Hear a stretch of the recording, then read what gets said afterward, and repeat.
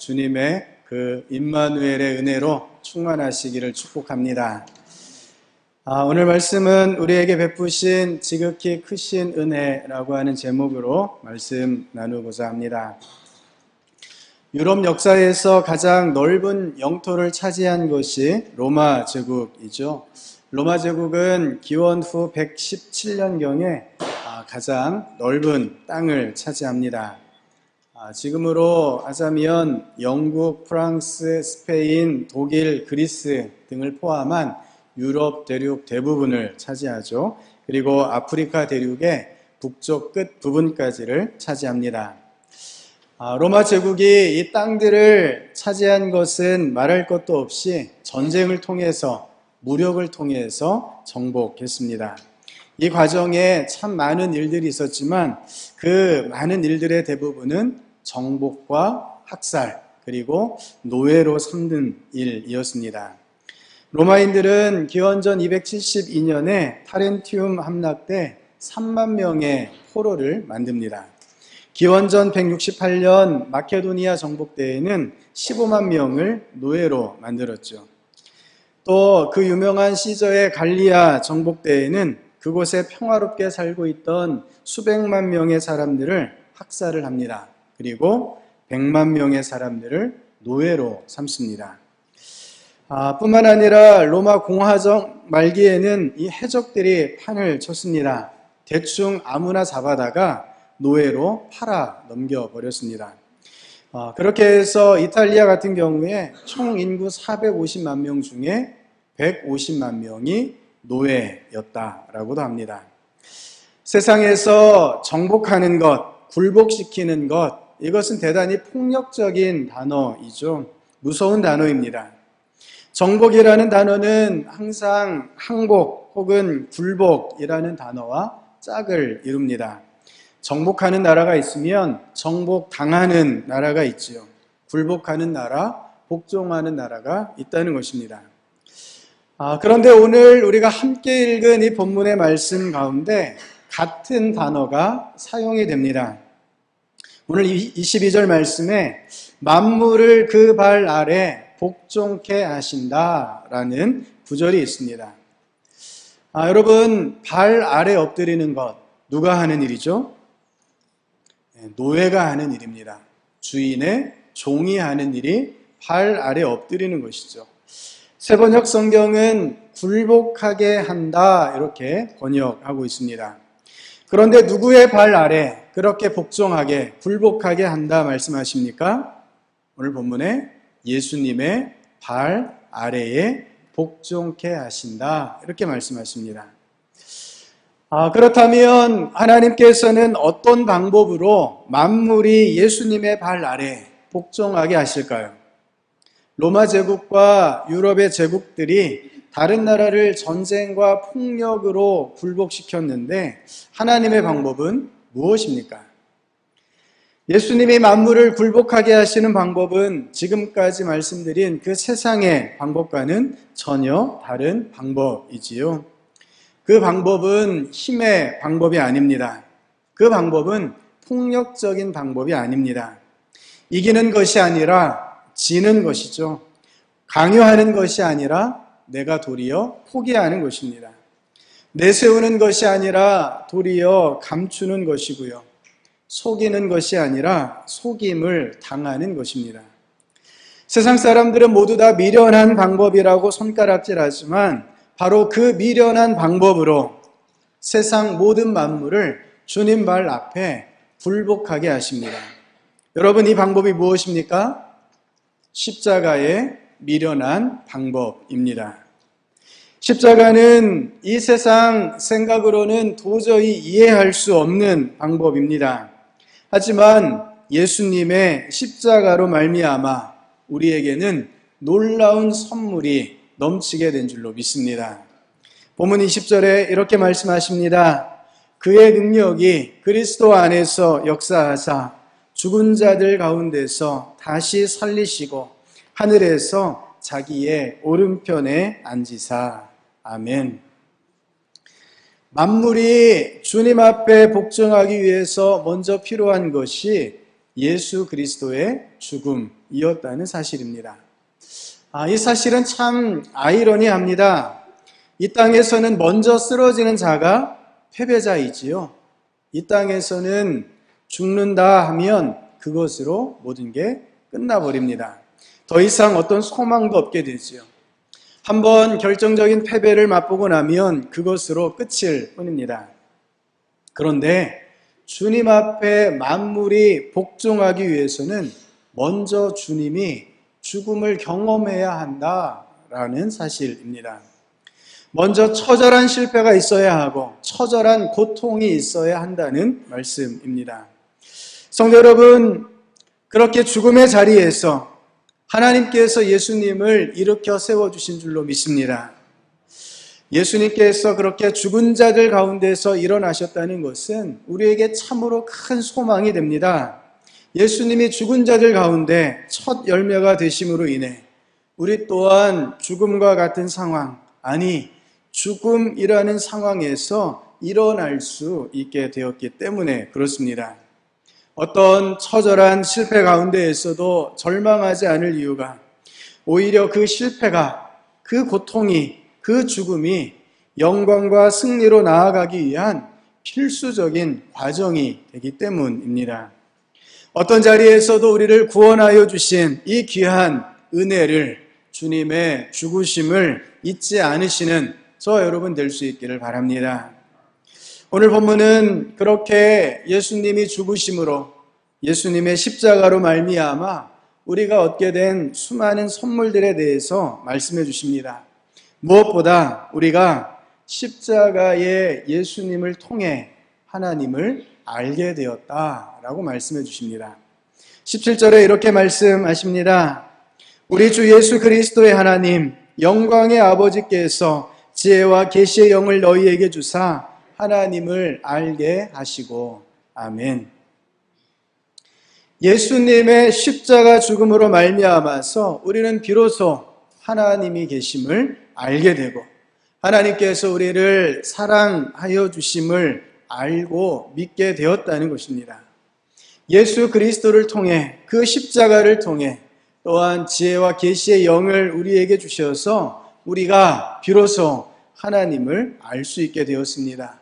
도무지 어떤 방법으로도 알 수 없던 하나님의 존재를 깨달아 알고 믿게 된 것이지요. 트루먼 쇼라는 영화가 있습니다. 혹시 예전에 보셨는지 모르겠는데요. 트루먼 쇼란 24시간 생방송되는 몰래카메라 프로그램입니다.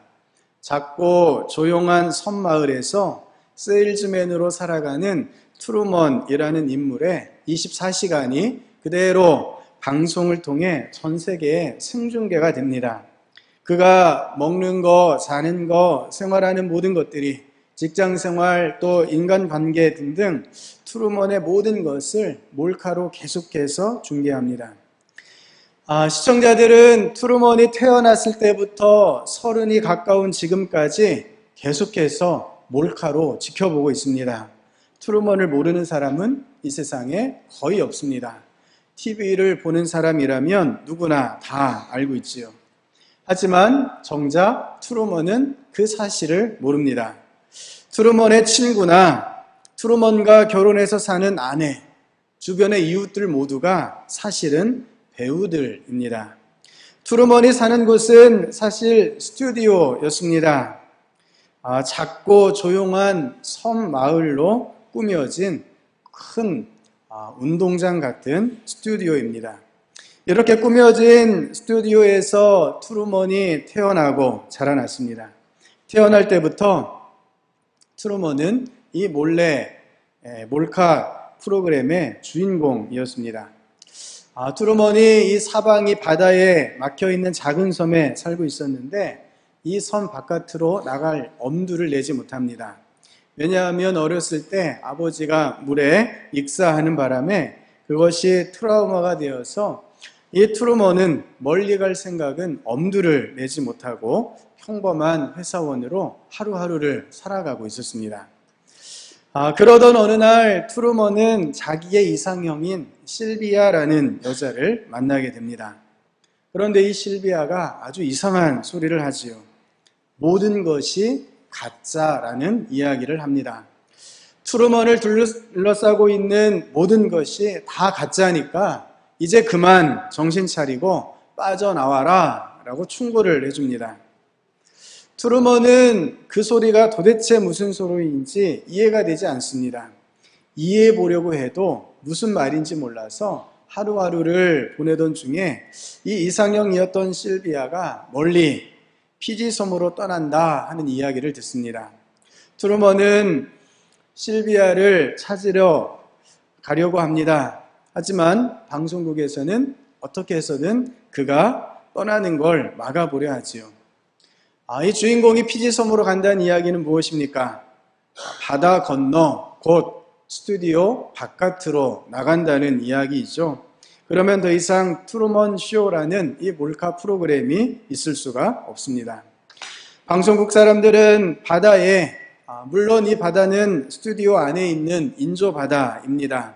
하지만 어쨌든 이 바다에 파도를 치게 하고 태풍이 부는 것을 연출을 해서 물을 두려워하는 트루먼이 다시 돌아오도록 해보지만 결국 실패합니다.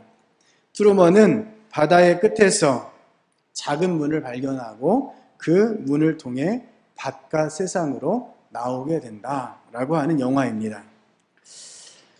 여러분, 만약에 이 트루먼에게 실비아라는 여자가 없었으면 어떻게 되었을까요?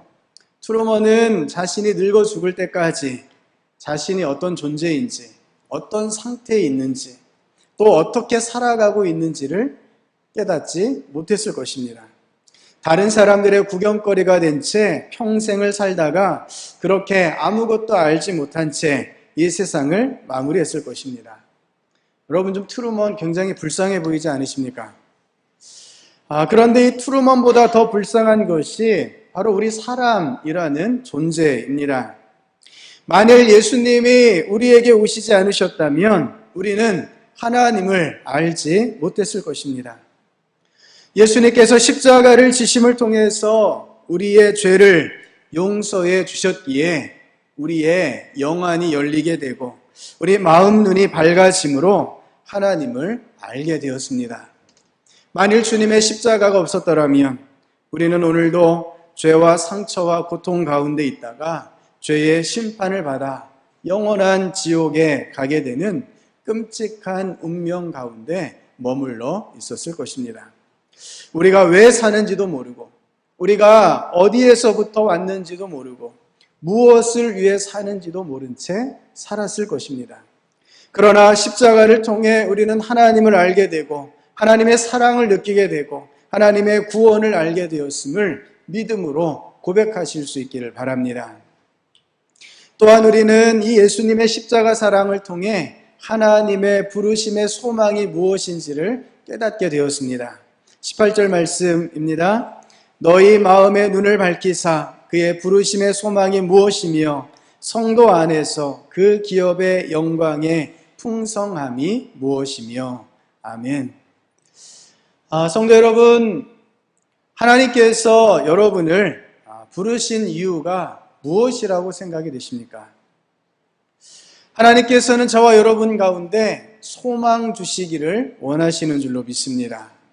성도가 얻게 되는 기업의 영광의 풍성함이 얼마나 큰지를 깨달아 알기를 우리 주님은 원하시고 계십니다. 하나님이 우리를 부르신 이유는 다른 데 있지 않습니다. 멸망으로 죽을 수밖에 없는 우리들 가운데 소망을 주시기 위함입니다. 놀라운 영광의 풍성함을 우리에게 허락해 주시기 위함이라는 사실입니다.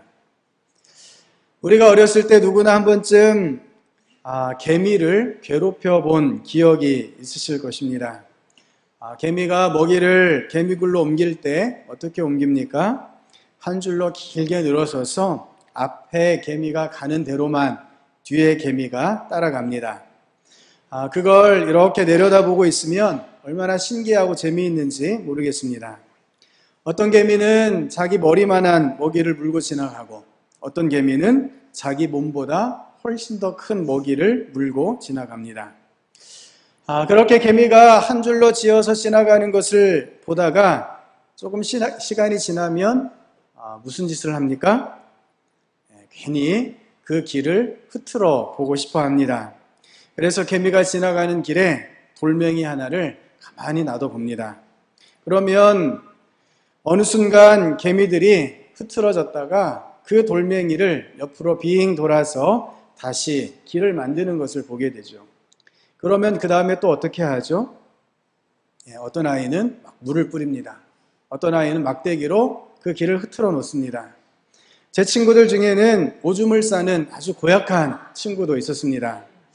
그러면 아예 모든 개미들이 다 물을 못 건너게 되어서 그 줄이 끊기고 먹이 사냥이 멈추는 듯 싶습니다. 하지만 그 다음날 다시 가보면 어떻게든 다시 길이 이어져 있는 것을 보게 되기도 하지요. 성도 여러분, 사람들은 땅 밑에 그 개미를 내려다보면서 어쩌면 묘한 희열감을 맛보고 있는지도 모르겠습니다. 아주 작은 곤충, 그 개미를 내 마음대로 할 수 있다라고 하는 그 개미보다 우월하다 해서 느끼는 어떤 감정이지요. 그런데 하나님과 우리 사람과의 관계는 어떨까요? 사람과 개미와의 이 관계와 비교할 수 없이 하나님과 사람의 관계는 그 간극이 너무나 큽니다. 사실 사람이나 개미는 모두 다 피조물이지요. 한계가 명확한 땅의 존재들입니다. 스스로 어떤 것도 할 수 없는 그런 연약한 존재라고 하는 것입니다. 그저 조금 크고 조금 작은 그 차이가 있을 뿐이지 사람과 개미는 피조물일 따름입니다. 반면에 하나님은 어떠십니까? 사람으로서는 가늠할 수 없는 분이 하나님이십니다. 결코 그 존재를 다 파악할 수 없지요. 피조물들을, 온 우주를 다 모아놓아도 하나님과 비교할 수 없다는 사실입니다.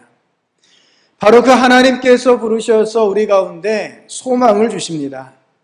영원한 구원의 소망입니다. 그 구원이 얼마나 놀라운 것인지, 그 기업의 풍성함이 무엇인지를 깨달아 알기를 원한다고 오늘 말씀은 우리에게 말씀해 주십니다. 성도 여러분, 상상할 수도 없고 이해할 수도 없는 하나님의 영광의 풍성함이 저와 여러분 가운데 주어진 줄로 믿습니다. 개미들은 사람들에게 어떠한 자비도 받지 못합니다. 하지만 하나님은 비교할 수 없이 작은 존재인 우리를 향해서 놀라운 은혜를 베풀어 주시는 줄로 믿습니다. 하나님께서 우리를 부르셨습니다. 우리를 사랑해 주시기 위해서 하나님이 우리를 부르셨습니다. 우리를 아껴주시기 위해서, 우리와 하나가 되기 원하셔서 하나님께서 우리를 부르셨습니다.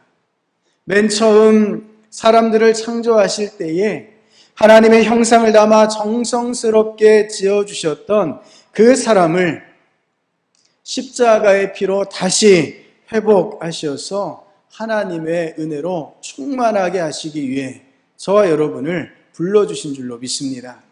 십자가 사랑으로 우리에게 주신 이 풍성한 은혜를 믿음의 눈으로 바라볼 수 있는 저와 여러분 될 수 있기를 바랍니다. 이것이 오늘 본문이 전하는 십자가의 사랑을 통해 얻게 된 세 번째 축복이지요. 하나님께서는 우리에게 모든 것을 다 주시기로 작정하신 줄로 믿습니다. 아니, 이미 하나님께서는 우리에게 모든 것을 주셨습니다. 여러분, 이 세상을 누가 만드셨습니까? 하나님이 만드셨지요. 이 세상의 주인이 누구이십니까? 하나님이십니다. 우리는 예수님을 통해 하나님의 자녀가 되었습니다. 아버지가 사랑하는 자녀들에게 자신의 모든 것을 유산으로 상속해 주시는 것처럼 하나님께서는 우리에게 하늘의 유업을, 하늘의 기업을 맡겨주시는 줄로 믿습니다. 하지만 성도 여러분, 우리가 그것을 제대로 받지 못하고 제대로 누리지 못하는 이유가 무엇이겠습니까? 여전히 우리가 십자가의 은혜와 십자가의 방법을 깨닫지 못하기 때문에 그렇습니다. 십자가의 그 능력을 알지 못하니 그저 이 세상의 방법과 이 세상의 질서로 이 세상을 살아가려고 합니다. 여전히 내가 먹을 것, 내가 입을 것, 나 자신에 대해서만 관심을 가지면서 주님의 십자가를 바라보지 못하니 하나님의 그 풍성한 영광을 누리지 못한다는 사실입니다. 성도 여러분, 우리 주님은 우리를 위해 피를 흘리셨습니다. 십자가를 통해 굴욕을 받고, 십자가를 통해 고통을 받고, 십자가를 통해 모욕을 당하고, 십자가를 통해 모든 것을 빼앗기고, 십자가를 통해 철저히 패배자가 되었습니다. 그러나 이것이 바로 하나님의 능력인 줄로 믿습니다. 우리를 사랑하심으로 죽으신 예수님을 하나님께서 다시 살리셨습니다. 오늘 주님의 고난을 기억하는 우리가 주님의 죽으심처럼 주님께서 십자가를 지신 것처럼 우리도 십자가를 바라보며 십자가를 지고 간다면 우리가 설령 다른 사람들을 위해 죽는다 하더라도 하나님께서 우리를 일으키셔서 하나님의 영광으로 채워주실 줄로 믿습니다. 성도 여러분, 하나님께서 우리에게 베풀어 주신 이 은혜를 계속 고백하며 나아가실 수 있기를 바랍니다. 그것이 바로 감사로서 표현되고 감사로서 고백되는 삶입니다. 놀라우신 하나님의 사랑과 은혜, 그 귀한 은혜, 그것을 세밀하게, 세세하게 하나하나 세어볼 수 있는 저와 여러분 될 수 있기를 바랍니다. 풀꽃이란 제목의 짧은 시가 있습니다. 자세히 보아야 예쁘다. 오래 보아야 사랑스럽다. 너도 그렇다.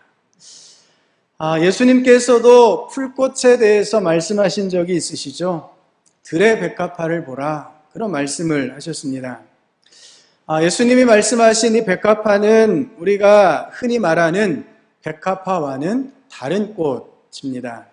갈릴리 들판에 흐드러지게 피는 붉은색 아네모네를 가리키는데 말 그대로 들꽃, 풀꽃입니다. 이 들꽃 하나의 영광이 솔로몬의 모든 영광으로 입은 것보다 더 크다라고 주님께서 말씀해 주셨지요. 그러면서 말씀하시길 하나님의 자녀들에게 얼마나 더 큰 영광을 베풀어 주시고 더 큰 은혜를 베풀어 주시는지를 깨달으라고 말씀해 주십니다. 우리는 우리에게 베풀어 주신 이 십자가의 사랑과 하나님의 은총을 막연하게만 알아서는 안 됩니다. 풀꽃을 자세히 보아야 하는 것처럼 우리에게 베풀어 주신 은혜들을 하나하나 자세히 세세하게 그리고 오랫동안 볼 수 있어야 합니다. 그것들 하나하나 가운데 우리를 향한 하나님의 기업의 풍성함이 담겨 있고 십자가의 크신 사랑이 하나하나의 그 은혜 가운데 감사의 제목 가운데 담겨 있다는 말씀입니다. 11월 한 달 동안 감사 노트를 우리가 한번 기록해 보고자 합니다. 하루하루 저와 여러분을 향해 베풀어 주시는 주님의 은혜를 고백하실 수 있기를 바랍니다.